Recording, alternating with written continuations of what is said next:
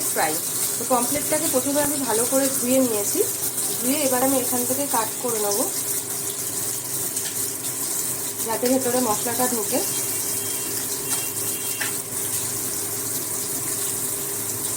মাছগুলোকে আমি যে কাট করে নিয়েছি, এবার এদেরকে মাখানোর জন্য আমি একটা মশলা বানিয়ে নেব।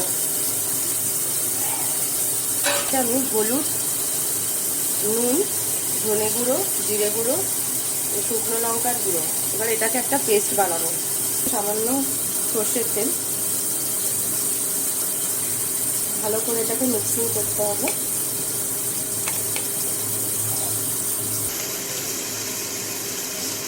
এখানে দেবো লেবুর রস,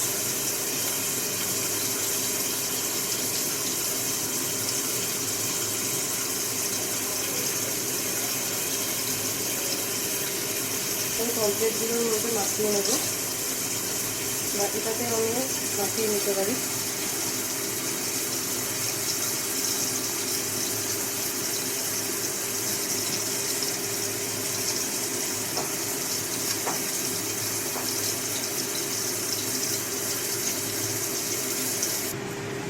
আমি এটাকে ম্যারিনেশন করে নিয়েছি। আমি এখানে একটু কাঁচা লঙ্কা বাটা দিয়েছিলাম, আমি ওটা স্কিপ করে গেছি, দেখাইনি। তো এবার আমি মাছগুলোকে ভেজে নেব।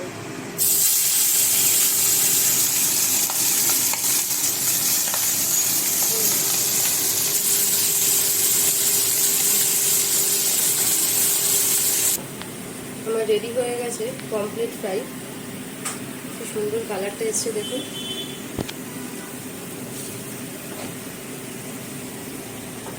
কেমন লাগলো জানাবেন, ভালো লাগলে লাইক, কমেন্ট অ্যান্ড শেয়ার করবেন, আর সাবস্ক্রাইব করতে ভুলবেন না। Thank you for watching my channel.